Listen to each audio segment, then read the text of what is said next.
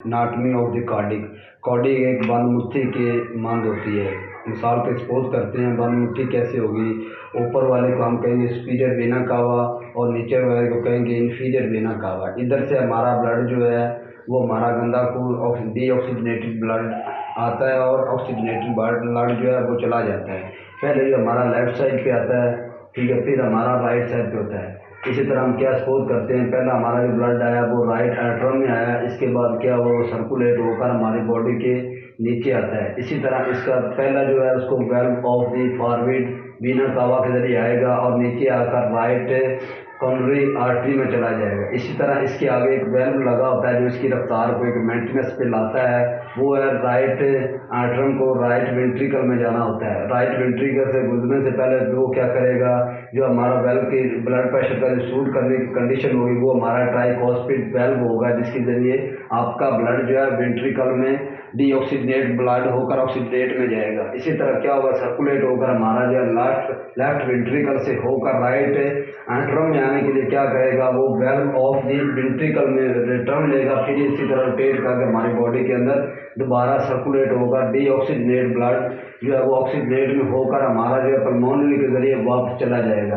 फिर इसी तरह क्या होगा कि हमारा जो एओर्टा जो है उसके जरिए हमारा जो ब्लड है सर्कुलेट होकर हमारे बॉडी के नीचे आ जाएगा। इसी तरह हमारा सपोज करते हैं 4 वेल्व लगे होते हैं। पहला जो है वो कार्डिक होता है, वेल्व की रफ्तार को हमारे ब्लड के अंदर जाने का जो रीज़न होता है वो वेल्व की वजह से होता है। जब भी आपको ब्लड प्रेशर का मसला बनेगा, हार्ट का फिगर का मसला होगा, तो क्या होगा, आपका वेल्व की वजह से होगा।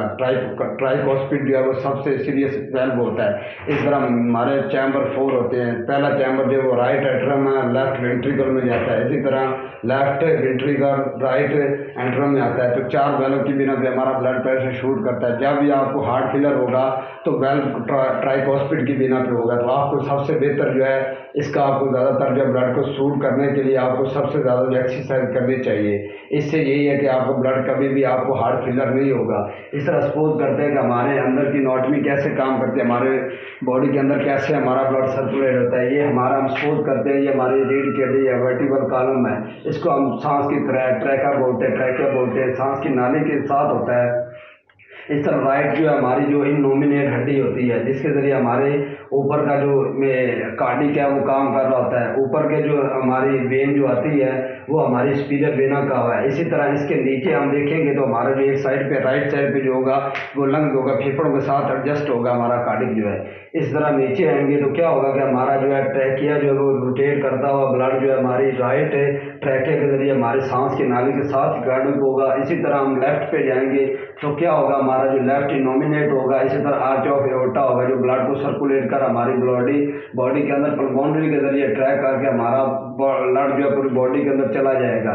चलते हुए लास्ट पे स्टेज जो है ऊपर से ऑक्सीजनेट हुआ, नीचे से डीऑक्सीजनेट में होकर वापसी जो है वो इन्फीरियर वेना कावा के जरिए हमारी बॉडी के अंदर चला जाता है। जब से सबसे ज़्यादा जो मसले क्रिएट होते हैं वो इन्फीरियर वेना कावा की वजह से होता है। आपके जो वेल्व या ट्राइकोस्पिड आपको हार्ट अटैक की प्रॉब्लम ज़्यादा जो करते हैं, ब्लड प्रेशर जब भी आपको होगा, हाइपोटेंशन होगा, कभी आपको हाइपोटेंशन भी हो सकता है, सपोज करते हैं हाइपोटेंशन भी हो जाता है। जब भी आपको हाइपोटेंशन होगा तो आपका ट्राइकोस्पिड जो वेल्व है उसकी बिना पे होगा।